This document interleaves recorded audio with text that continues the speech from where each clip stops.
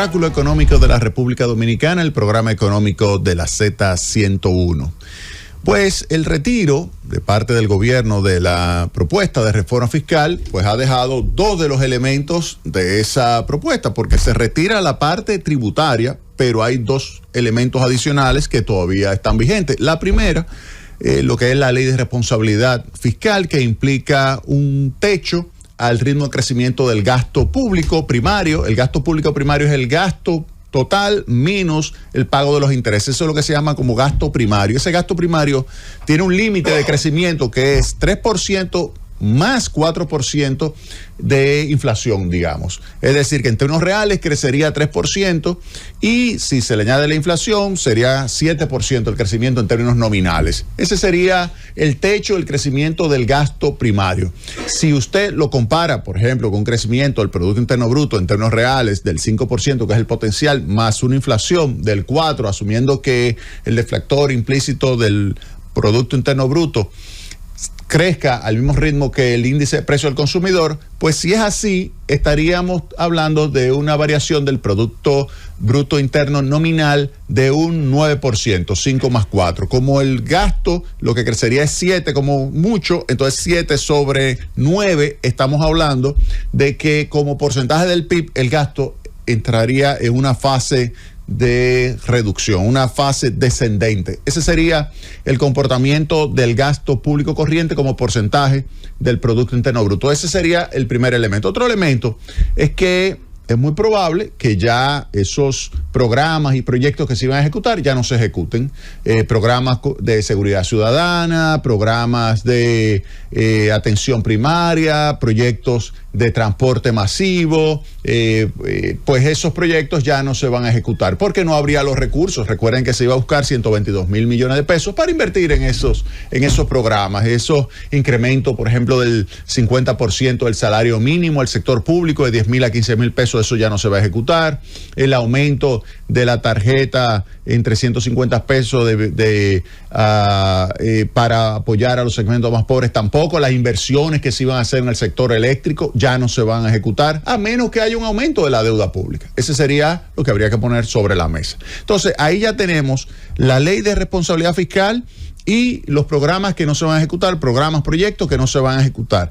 Hay otros gastos que sí se deberían, y es muy probable que el gobierno los reduzca, que son gastos superfluos, gastos no prioritarios. Se habla del gasto de publicidad, que se debe ir, el financiamiento de los partidos políticos, que también se debe eliminar, nadie quiere, y ahorita yo voy a ir preguntándole a ustedes cuando grabamos los teléfonos sobre ese tipo de gastos.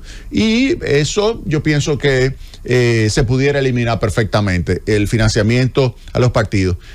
Ahí es una pena que se haya desaprovechado la reforma constitucional para eliminar una de las cámaras completas. Yo creo que pudiera hacerse una cámara, un Congreso con una sola cámara, donde sea, digamos, más pequeña que la Cámara de Diputados y más grande que la Cámara del Senado. Ese sería, digamos, el punto óptimo para tener como representación legislativa.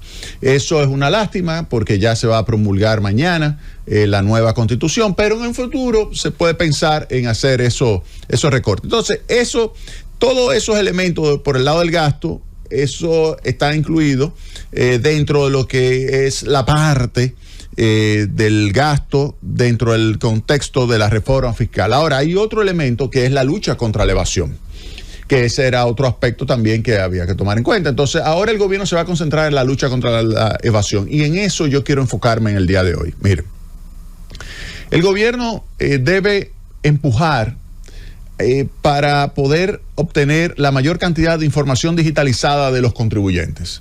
Eso significa, primero, generalizar la factura electrónica. Lo que iba a entrar dentro de 6 meses, 1 año, 2 años, acelerarlo. O sea, que la factura electrónica sea un hecho de que todos los contribuyentes tengan obligación de emitirla.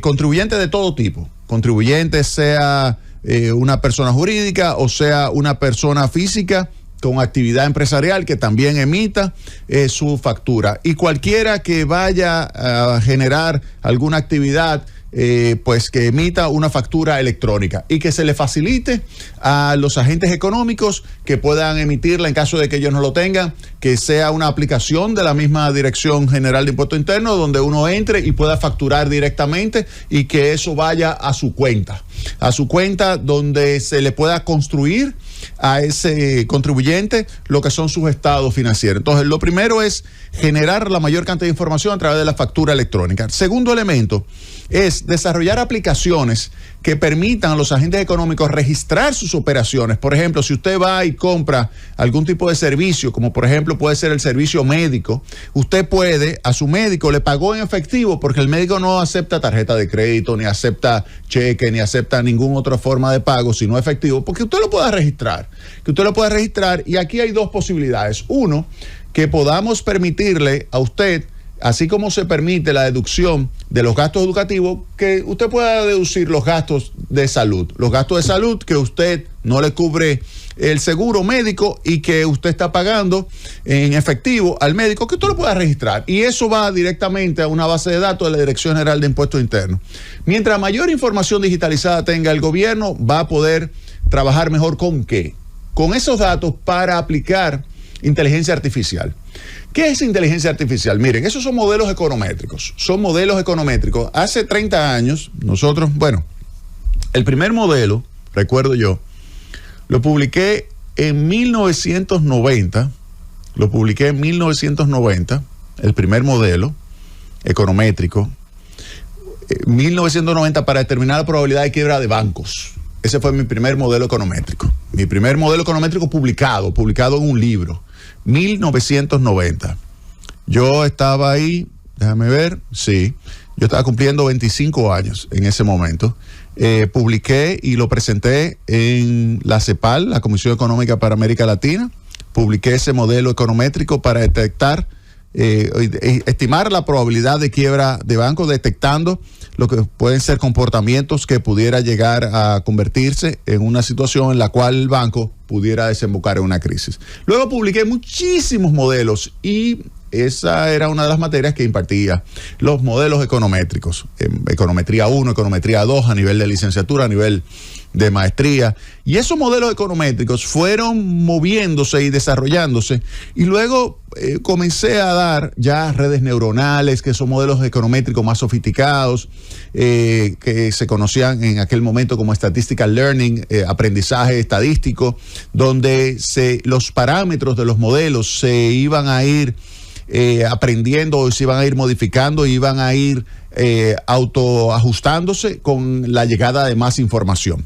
Pues esos modelos fueron cada vez siendo mejorados, redes neuronales, eso es lo que se llama neural networks, lo que es machine learning, aprendizaje automático, lo que es deep learning, que es aprendizaje profundo. Todas esas técnicas ya hace 25 años, por ejemplo, nosotros lo veíamos en la Universidad de Chicago, y el punto clave de todo esto es que no había información y no había poder computacional para que usted lo pudiera hacer, la aplicación y el manejo de esa información en una computadora portátil, sino que usted tenía que hacer una super mainframe en la universidad y no estaba la información para usted poder procesarla. Pero ahora, con el avance que se ha observado, primero en el poder computacional, que cualquier pequeña computadora es más poderosa que cualquiera que usted se imaginaba hace 10 años y puede manejar muchísimo más rápido la información. Pero además de eso, que usted tiene la posibilidad de una cantidad de millones y millones y millones y millones, y usted no se imagina cuántos millones de bytes de información hay en las redes. Toda esa información, cualquier cosa, óigame bien, usted pasa por cualquier lugar que hay una cámara, inmediatamente hay una información que se le registra a usted. Usted pasa por un supermercado, una tarjeta de crédito, se sabe exactamente lo que usted está comprando. Usted se mueve por cualquier sitio y hace una operación económica, esa información inmediatamente pasa a digitalizarse. Lo que sucede es que no se utiliza, pero se puede utilizar. Y ahí es que viene el tema de la inteligencia artificial, que vuelvo y le digo, es un conjunto de algoritmos que permite, ya sea de forma supervisada o no supervisada, aprender. Supervisada es cuando usted sabe, bueno, aquí yo tengo un conjunto de información donde este grupo cometió por ejemplo, tal evento de evasión, mientras que este otro grupo no cometió evento. Ahora, ese es el que está claramente identificado, pero hay otra forma de hacerlo, no supervisada, donde usted puede clasificar, aun cuando usted no sepa si ese grupo cometió un acto de evasión, pero usted con cierta característica puede clasificarlo, puede agruparlo y detectar que efectivamente hay evasión. Pues esos modelos de inteligencia artificial, yo escuché y leí que la Dirección General de Impuesto Interno va a hacer una licitación para comenzar a utilizar esos modelos de inteligencia artificial. Eso puede ayudar a reducir significativamente la evasión. La inteligencia artificial puede detectar cuáles características tiene una persona y en base a esa característica detectar la probabilidad de que esté evadiendo o no esté evadiendo, por ejemplo, el ITEVIS, el impuesto sobre la renta, los impuestos selectivos, y determinar cuál debería ser el monto de impuesto que debería estar pagando. Y si, por ejemplo, usted detecta y dice, mira, él debería estar pagando 100 y está pagando 10, tú le mandas a un auditor y el auditor dice, no, mira, él está bien, está pagando 10, entonces usted le manda a un supervisor de ese auditor y determina si ese auditor había sido comprado. Es decir, que usted puede determinar perfectamente si eso que está ocurriendo ahí en ese momento, pues estaría siendo cónsono o consistente con los resultados del modelo de inteligencia artificial. Y de esa manera mejora significativamente el poder de una auditoría, el poder de la inspección. Entonces, ese tipo de modelos basados en inteligencia artificial es lo que el gobierno tiene que implementar. Y ustedes verán que la evasión va a reducirse de tal forma que el gobierno pudiera aumentar las recaudaciones. ¿Y en qué magnitud podemos pensar que las recaudaciones pueden aumentar? Miren, si uno toma el nivel de eficiencia de otras administraciones tributarias de la región y lo trae a República Dominicana y lo aplica, se estima que por concepto de ITEVIS, que es la principal figura de ingresos, y por concepto de impuestos sobre la renta a personas físicas y personas jurídicas, se pudiera recaudar adicional 4 puntos del PIB. 4 puntos del PIB. 4 puntos del PIB. Recuerden que la presión tributaria es 14. Estamos hablando de 4 puntos adicionales a esos 14. Es 18. Y 4 puntos es más del doble de lo que el gobierno iba a buscar con esa mini reforma tributaria que había presentado, que era 1.5% del PIB. 1.5% del Producto Interno Bruto era lo que se iba a recaudar.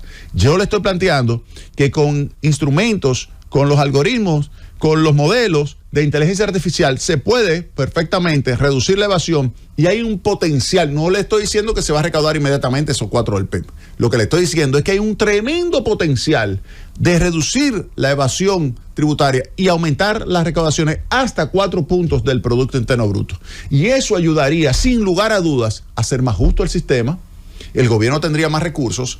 Aquellos dos contribuyentes que son iguales en términos de tamaño, en términos de actividad económica, pagarán lo mismo, nivelarás el terreno y el gobierno con los recursos que va a recaudar va a poder inspeccionar entonces a el resto de los contribuyentes. ¿Por qué? Porque esto hay que comenzarlo ¿con qué tipo de contribuyente? Con los grandes.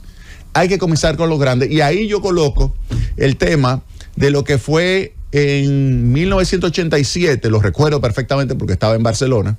Recuerdo perfectamente ese caso, 1987, el caso de Lola Flores. El caso de Lola Flores, en ese momento, la faraona, se detectó que en los años 80, los primeros 5 años de los años 80, 83, 84, 85, esos años, ella no declaró. Ella no declaró y se le colocó, el fiscal le colocó una sanción, solicitó que le colocaran una sanción hasta de 50 millones de pesetas, en ese momento era lo que había, pesetas, no había euros, y además le solicitó cárcel. Eso fue un verdadero escándalo. Al final, ya en los 90 se llegó la sentencia, la condenaron, ella tuvo que pagar y a partir de ahí se supo en España que no hay santos, ya no hay santos.